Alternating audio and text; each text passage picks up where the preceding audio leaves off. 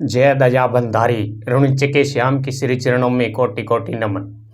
डाली बाई बाबा रामदेव जी की अनन्य भगत थी और डाली बाई बाबा रामदेव जी की पहली ऐसी भगत थी जिन्होंने हमेशा बिना किसी कामना के भगवान रामदेव जी की श्री चरणों की भक्ति की थी। डाली बाई के जन्म के बारे में कहा जाता है कि एक बार एक ऋषि बहुत ही कठोर तपस्या कर रहे थे। उनकी इस कठोर तपस्या से पूरा स्वर्ग लोक था, उनका शासन था, जब वह डोलने लगा और इंद्र भगवान उनकी तपस्या को देखकर बहुत ही ज़्यादा घबरा गए। कहीं परमेश्वर हमारा सिंहासन इंद्रासन जो है इस सन्यासी साधु को ना दे दे जो इतनी यह भयानक तपस्या कर रहा है।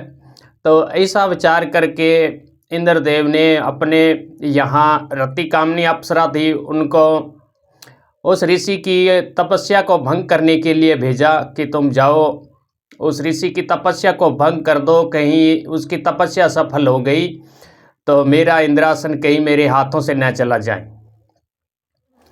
तो वो अप्सरा थी, वह स्वर्गलोक से धरती पर आई और अपने हाव भाव और कामुक चेष्टाओं से उस ऋषि की तपस्या को भंग कर दिया।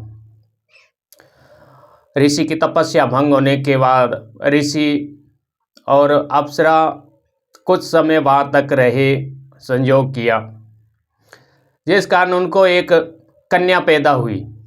कन्या पैदा होने के बाद अप्सरा ने उस कन्या को ऋषि को सौंपकर वह स्वर्गलोक को चली गई और ऋषि ने कुछ दिन उस कन्या को रखा। फिर सोचा इस कन्या के कारण मेरी साधना है, भक्ति है जो खंडित हो रही है, मैं पूरी तरह भगवान की भक्ति नहीं कर पा रहा हूँ।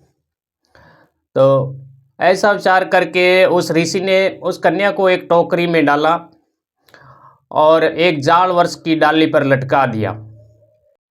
वही टोकरी बाबा रामदेव जी को बाद में उस जाड़ वृक्ष पर मिली। तो उन्होंने उस टोकरी को नीचे उतारा तो उसमें एक कन्या जो अपना पाँव का अंगूठा चूस रही थी। तो उस कन्या को लेकर बाबा रामदेव जी शायर जी जयपाल को सौंप दिया और कहा कि आज से आप ही इसके माता पिता हैं और आप ही इसका लालन पालन करें।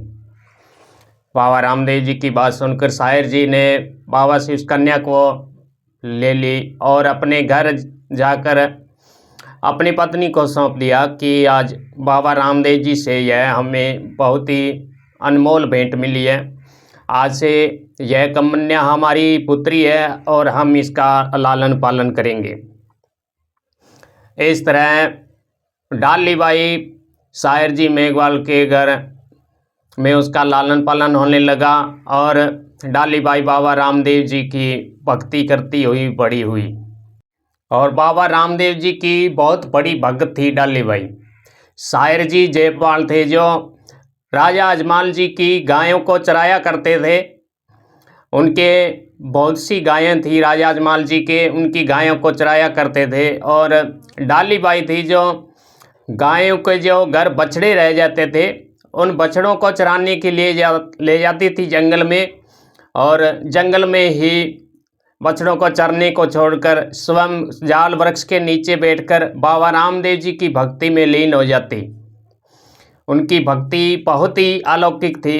जब वह भक्ति करती तो उनके मुख से बहुत ही तीव्र तेज निकलता था, क्योंकि वह एक साधारण कन्या न होकर एक ऋषि और अप्सरा की संतान थी। तो अलौकिक शक्तियाँ उसके अंदर पहले से ही मौजूद थी और ऊपर से बाबा रामदेव जी के श्री चरणों की भक्ति करने के कारण उनमें बहुत ही तीव्र तेज आ गया। जब बाबा रामदेव जी भादवा सुदी नवमी के दिन समाधि लेने का विचार कर रहे थे, तब डाली बाई जंगल में दूर बछड़ों को चरा रही थी। तो उन्होंने सुना कि रुणेचे गांव में बहुत ही ढोल नगारे खड़ताल चंग वगैरह बज रहे हैं। ऐसा मधुर स्वर सुनकर उन्होंने राहगीरों जाते हुए राहगीर से पूछा भी भाई आज रुणेचे में क्या प्रोग्राम है जो इतना ढोल वगैरह बज रहे हैं। तो उस राहगीर ने बताया कि आज बाबा रामदेव जी समाधि ले रहे हैं। तो इतना सुनते ही डाली बाई को चक्कर सा आ गया। उन्होंने सोचा कि बाबा रामदेव जी ने तो मुझे वचन दिया था कि मैं आपके बिना कहीं नहीं जाऊंगा, आपसे पहले स्वर्ग लोक भी नहीं जाऊंगा, तो वे मुझे मझधार में बीच में छोड़कर ऐसे कैसे जा सकते हैं। तो उन्होंने बछड़ों से कहा कि ये बछड़ों, तो मेरी सौगंध है, आप कहीं मत जाना, यहीं चरते रहना, मैं रुणेचे जा रही हूँ बाबा रामदेव जी के पास।